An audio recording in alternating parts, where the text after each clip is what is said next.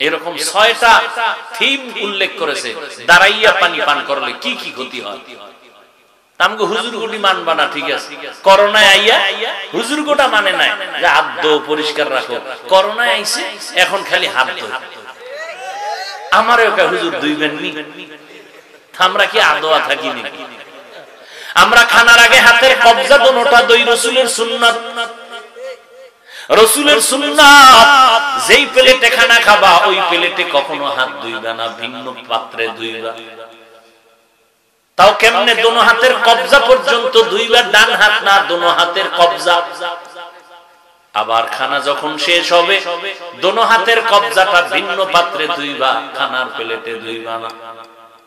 বিজ্ঞানীরা, দার্শনিকরা গবেষণা করে মুহাম্মদের প্রত্যেকটা আদর্শ শুধু আখিরাতমুখী না, মানুষের শরীরের জন্য মহা ঔষধ।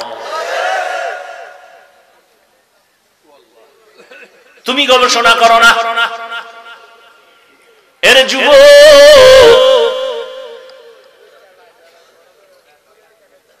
আল্লাহর মোহাব্বত নিয়ে চলো, দুনিয়া দুনিয়া জিকির বাদ দাও। আমরা যে আখিরাতের লাইনে চলতেছি, কই আমরা তো দুনিয়ার থেকে পিছনে না, কেউ আমাকে পিছে ফেলতে পারে নাই, কেউ পারে নাই রে বাবা। তুমি স্কুলে পড়ো, কলেজে পড়ো, চাকরি করো, বাধা নাই, তবে তুমি ভুলিও না তুমি আল্লাহর গোলাম, আখিরি নবীর উম্মত। তোমার মতো যুবক স্কুল কলেজে পড়ে, 5 বেলার নামাজি, মাথায় টুপি আছে, বড় পাগড়ি, পিছন থেকে তাকাইলে মনে হয় বাইতুল মুকাররমের বড় খতিব। ভাইজান, আপনি এমন সুন্দর পাগড়ি লাগাইছেন, কোন মাদ্রাসায় পড়েন? আমি ঢাকা কলেজের ছাত্র। ঢাকা কলেজের ছাত্রর যদি এমন হয়, তোমার কেন হতে পারে না? মাওলায় যদি ওরে দাঁড় করায় জিগায়, তোর লাইনের ছেলেটা ঢাকা কলেজে পড়া নামাজ ছাড়ে না, তুই কেন পারলি না? কি জবাব দিবারে যুবক? মনে মনে ভাবছো আমগো কথা মিথ্যা? আরে আমগো কথা, আমগো পুঁজি বাহাদুরি কোরআন শরীফ দিয়া।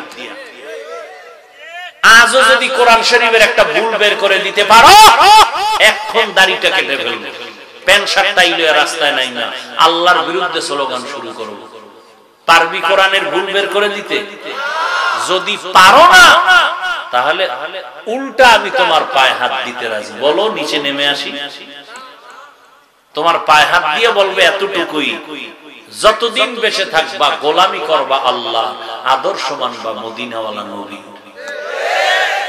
এই যুবকেরা, একটু জবাব দাও তো, আমার রাসূলের মতো দামি শ্রেষ্ঠ বৈজ্ঞানিক, দার্শনিক, ডাক্তার, প্রফেসর, ইঞ্জিনিয়ার, বক্তা, আলেম, মুফতি, মুহাদ্দিস, মুফাসসির কেউ আছিল? এখন আছে? আসবে কেউ? ওই নবীর আদর্শ কি দুর্বল না সর্বশ্রেষ্ঠ? নবীর আদর্শের মতো কি আরো সুন্দর আদর্শ কোথাও আছে? থাকলে ক, তাহলে আমি নবীজিরটা বাদ দিয়ে ওইটা নিব। আছে? ওই নবীর আদর্শের মধ্যে কি নখ কাটার নিয়ম নাই? চুল কাটার নিয়ম নাই? তো বেঈমানের পা চাটিয়া গোলামি করো কেন বলো তো বাবা? কি স্বার্থ? বেঈমানের পা চাটা গোলাম হইয়া চুল কাটছো, কি লাভ? কি হইছে? একটা লাভের কথার জন্য দাঁড়ায় বলতো যে হাফিজ ভাই, হ্যাঁ, বেঈমানের লাইনে চুল কাটার কারণে আমার মাথা হিমেল হয়ে গেছে, বেঈমানের লাইনে চুল কাটার কারণে আমার চেহারা নূর বেড়ে গেছে। একটা উপকারের কথা কও, আমি ওই লাইনে যাব। আর যদি কও না হাফিজ ভাই সব ভুয়া, তো পাও ধরে বলছি, গরম না, নরম ভাবে বলছি, বিনয়ের সাথে বলছি, রাসূলের আদর্শের দিকে ফিরে আসো। আর কেমনে বুঝাইলে বুঝলো বলো তো বাবা? আমার মতো হুজুর হওয়ার কোনো দরকার নেই। তুমি ওই লাইনে থাকো, 5 ওয়াক্ত নামাজ পড়ো, মা বাবার দোয়া নাও, আলেমদের পরামর্শ নাও, রাসূলের আদর্শ মতে জবানকে কন্ট্রোল করো, চোখ কন্ট্রোল করো, অন্তর কন্ট্রোল করো। তোমার মতো যুবক রাস্তায় গাড়ি চালায়, নামাজ ছাড়ে না, কৃষি কাজ করে, নামাজ ছাড়ে না, নদীতে মাছ ধরে, জেলে, নামাজ বাদ দেয় না, তুমি পারবা না কেন? পর্দার আড়ালের আম্মা জানেরা আছে না? আরে আম্মা জান, ও যুবতী বোনেরা, তোমার মতো কত বোন স্কুল কলেজে পড়ে, 5 বেলার নামাজ পড়ে, মোবাইলে অযথা সময় নষ্ট করে না। এরে আম্মা জান, আপনারা নবীদের মায়ের মতো মা, সাহাবায়ে কেরামদের মায়ের মতো মা। আজ এই স্টেজের ভেতরে কত কোরআনওয়ালাদের হাদিয়া পুরস্কার দেওয়া হলো। এরে আম্মা জান, আপনারা তো কত দামি। সারা রাত যদি আপনাদের মর্যাদার বয়ান করি শেষ হবে না। আপনারা তো খাদিজা রাদিয়াল্লাহু আনহার মতো দামি নারী, আপনারা তো ফাতেমা রাদিয়াল্লাহু আনহার মতো নারী, আপনারা তো আয়েশা রাদিয়াল্লাহু আনহার মতো নারী, আপনারা তো ঈসা নবীর মা মারিয়াম আলাইহাস সালামের মতো দামি নারী, আপনারা তো ইসমাঈল নবীর মা হাজরা আলাইহাস সালামের মতো দামি নারী। ফেরাউনের স্ত্রীর নাম কি? আসিয়া। যেই ফেরাউন আমার আল্লাহরে গালি দিয়া বলে আমি নিজে বড় খোদা, আনা রাব্বুকুমুল আ'লা, সেই ফেরাউনের ঘরে তার আপন স্ত্রী আসিয়া আল্লাহর কেমন বান্দি। একদিন আসিয়ার হাতে একটা চিরুনি পইরা গেছে, আসিয়ার জবানে আল্লাহর নাম বের হয়ে গেছে। ফেরাউন পাশে ছিল, টের পায় নাই। ফেরাউন কার নাম কইলা? আসিয়া চিন্তা করে যেহেতু প্রকাশ হয়েই গেছে আর গোপন রেখে লাভ নাই। আসিয়া ডাক দিয়া বলে আমার মালিকের নাম উচ্চারণ করেছে। বলে আবার তোমার মালিককে বলে মুসা নবী, যে আল্লাহরে মানে তিনি ওই আল্লাহরে আমিও মানি। বলো কি আমি না মিশরের খোদা? আসিয়া বলে আমি তোমারে খোদা বলে মানি। ফেরাউন বলে সর্বনাশ, আমারে যদি তুমি খোদা বলে স্বীকার না করো আমি ভেলুলে ছায়া যাব। এটা হতেই পারে না। আমার কথায় মিশরের মানুষ উঠে আর বসে, সবাই আমাকে মহান খোদা বলে ডাকে। তুমি বলো না কেন? বলতেই হবে।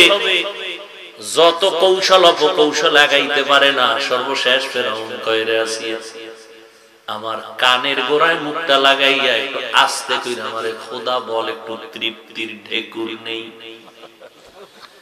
আসিয়া বলে আমি এমন খোদার গোলাম, তোমারে মিশরের মানুষ ফাঁকি দে, আমার মাওলারে কেউ ফাঁকি দিতে পারে না। আমি এমন আল্লাহর গোলাম যেই আল্লাহ অন্ধকারেও বান্দা কি করে আমার আল্লাহ দেখেন এবং জানেন। আমি তোমার কানের গোড়ায় খোদা বলে স্বীকার করতে পারি না। এই আম্মা জানেরা, আপনার মতো কত মা এখনো আছে নামাজ পড়ে, স্বামীর মাল হেফাজত করে, সন্তানকে আদর্শওয়ালা বানায়। রে আম্মা জান, কত মানুষ বিয়ে করে কান্না করে, কত তদবির নেয়, সন্তান পায় না। আল্লাহ আপনাদের সন্তান দিছেন, একটু আদর্শওয়ালা মানুষ বানায় যান। ডাক্তার বানাবেন আলহামদুলিল্লাহ, প্রফেসর ইঞ্জিনিয়ার বানাবেন আলহামদুলিল্লাহ, তবে কোরআনটা পড়ায় দেন। ওই সন্তান ডাক্তারের চেম্বারে বসবে, নামাজ ছাড়বে না, কোরআন পড়ে মা বাবার জন্য দোয়া করা ভুলবে না। আসিয়া বলে তোমাকে খোদা বলে আমি মানতে পারি না। ফেরাউন বলে আসিয়া যদি মানো, না মানলে আমি বাঁকা হয়ে তোমার ব্যবস্থা নিব, তোমাকে আমি ফাঁসির মঞ্চে নিয়ে যাব, শুলিবিদ্ধ করব। আসিয়া কয় ভয় দেখাইও না, যে অন্তরে মালিকের মোহাব্বত আমি জমা রেখেছি, কল্লা দিতে পারি, ঈমান দিতে পারি না। কেমন ঈমান? ওয়ালা তাহিনু ওয়ালা তাহজানু ওয়া আনতুমুল আ'লাউন ওয়া আনতুমুল আ'লাউনা ইন কুনতুম মুমিনিন।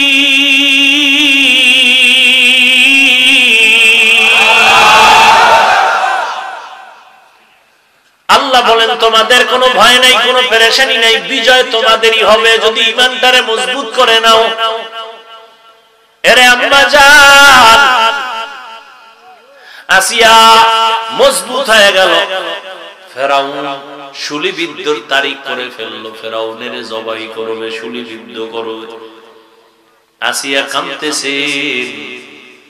একটা দেশের রাষ্ট্রনায়কের বউ হইয়াও আরামের ঘুমের জায়গা নাই, খানা নাই, খানার অভাব নাই, কিন্তু আমার খানা নাই। ও আল্লাহ, তোমার মহব্বতের কারণে পুরা মিশরে খবর হয়ে গেছে ফেরাউনের স্ত্রীকে শুলিবিদ্ধ করা হবে। মানুষ কাতারে কাতারে আসতেছে দেখবে। এমনি মুসা নবী পথ দিয়ে যায়, আসিয়ার নজর পড়ে গেল। ও নবী, একটু বলবেন নি আমার বিদায়ের ঘন্টা আসিয়া গেছে, আমার মাওলা এই সময় আমার উপরে বেজার না খুশি?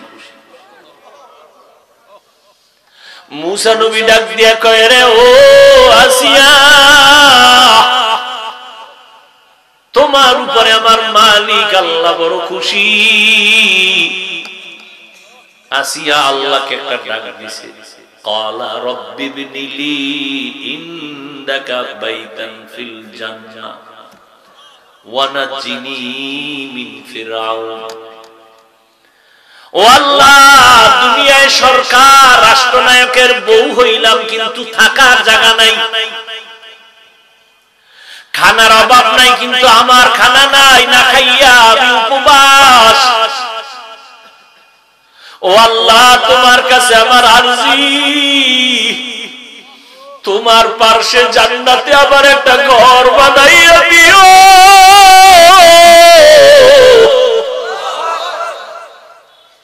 ফেরাউনের অত্যাচার থেকে নাজাত দিয়ে দিয়ে আসিয়া কান্না করে। হঠাৎ আল্লাহ তাআলা আসিয়ার কলবের পর্দা খুলে দিয়েছেন। আসিয়া আসমানের দিকে তাকাইয়া হঠাৎ কান্না বন্ধ, আসিয়া মুস্কি হাসতেছে। ফেরাউন বলে, এখন তোমার শুলিবিদ্ধ হবে, তোমার মরণ ফাঁদ সামনে, এখন কান্না বন্ধ করে হাসো কেন? আসিয়া কয়, রে ফেরাউন, আমি যা দেখি তুমি দেখো না। আল্লাহ আমার অন্তর চোখ খুলে দিয়েছে, তুমি আমারে থাকার জায়গা দাও নাই। আমি তাকায় দেখতেছি আসমানের ভেতরে লক্ষ লক্ষ ফেরেশতা অপেক্ষা করতেছে আমার রূহটা জান্নাতের মধ্যে নিয়ে যাওয়ার জন্য রেডি হয়ে আছে, স্বাগতম জানাইয়া নিবে। আর আমি মাওলার কাছে একটা ঘর চাইছি জান্নাতের ভেতরে। আমার আল্লাহ যেই জান্নাতে আমার জন্য ঘর বানাইছে, আমি তাকায় তাকায় সেই জান্নাতের ঘর আমি এখন দেখতেছি। আমি জান্নাতের ঘর তাকাইয়া তাকাইয়া দেখতেছি। আরে আম্মা জান, আপনার স্বামী তো ফেরাউনের মতো আপনাকে নামাজে বাধা দেয় না, পর্দায় বাধা দেয় না। আপনি কেন নামাজ পড়বেন না? কেন সন্তানকে আদর্শওয়ালা বানাবেন না? কেন কোরআন পড়বেন না? রে আম্মা জান, ওই ফেরাউনের ঘরে আসিয়ার জন্য সুসংবাদ। রহমতের নবী বলেন, ও দুনিয়ার নারী শুনো, হাসরের ময়দানে আমি মুহাম্মদের সাথে ফেরাউনের স্ত্রী আসিয়ার সাথে জান্নাতে আমার বিয়ে হয়ে যাবে। আসিয়ার সাথে আমার বিবাহের বন্ধন হয়ে যাবে। ও যুবক, কয়দিন আর বাঁচবা? মনে করছো সুস্থ আর মরবা না? বাসায় যাইয়া লোকটা সুস্থ বইছে, হঠাৎ বুকে ব্যথা। ৩-৪ জনের ধরতে না ধরতে দেখে নাই। যেই পানি কাটা বনে আটকায় না, ওই পানি গলায় যাই আটকায় মানুষ মরে। কি বাহাদুরি করো রে বাবা! এমন একটা দিন নাই যে মরণের খবর নাই। যত লাশ দেখি অধিকাংশ যুবক আর যুবক আর যুবক। গাড়ির নিচে যুবকের লাশ, হুন্ডা অ্যাক্সিডেন্ট হয়ে মরে গেছে যুবক, ঘুমের বিছনায় মরে যুবক, পানির নিচে লাশ যুবক। কয়দিন আর বাহাদুরি করবা? ডেঙ্গুতে কত যুবক চলে গেল, করোনায় কত যুবক চলে গেল। ও আল্লাহর বান্দা, যেখানেই থাকো যা করো আমার মাওলাকে ভুলিও না। নবীর তরিকায় 5 বেলার নামাজ পড়িও, মা বাবার দোয়া নিও, বেয়াদবি করবা না। জীবনে তোমাকে যে একটা অক্ষর শিখাইছে তার সাথে বেয়াদবিমূলক আচরণ করবা না। বেয়াদবি করলে জমিনে মরার আগে বিচার হবে। এখন থেকে তওবা করে নাও। আল্লাহর কাছে মনে মনে একা একা বলো, কারো শোনানোর দরকার নাই, মনে মনে বলো আল্লাহ, মনে হয় জানো এই ময়দানে আমার মতো গুনাহগার কেউ নাই। আমার গুনার কারণে আমার হাত নাপাক, চোখ নাপাক, জিহ্বা নাপাক, অন্তর নাপাক। ও আল্লাহ, আজকে থেকে আমি তওবার নিয়ত করলাম, আর নামাজ ছাড়বো না, দাড়ি কাটবো না, বেপরদায় চলবো না, মা বাবাকে কষ্ট দিব না, নবীর তরিকার বাইরে চলবো না, আলেম ওলামাদের বিরোধিতা করব না, নবীর তরিকা সুন্নাত অনুযায়ী চলবো, মা বাবার দোয়া নিয়ে, শিক্ষকদের দোয়া নিয়ে, ওলামায়ে কেরামের পরামর্শ নিয়ে চলবো। মুনাফিকি যদি না থাকে বাবা, তওবা করার যদি খাঁটি নিয়ত থাকে, হায়াতের মালিক আল্লাহ, ইজ্জতের মালিক আল্লাহ, মরণ দেয়ার মালিক আল্লাহ, ওই আল্লাহর মুহাব্বত নিয়ে নবীর তরিকায় চলবা, আর গুনার কাছে যাবা না। তওবা করার মতো যদি নিয়ত হয়, খাঁটি তওবার নিয়তে দুটো হাত আমার আল্লাহকে দেখায়া দাও। আয় আল্লাহ, হাতগুলো কবুল করে নেন, তওবা কবুল করে নেন, তওবার উপরে মজবুত হইয়া চলার তৌফিক দান করেন, আমিন। আলহামদুলিল্লাহি রাব্বিল আলামিন।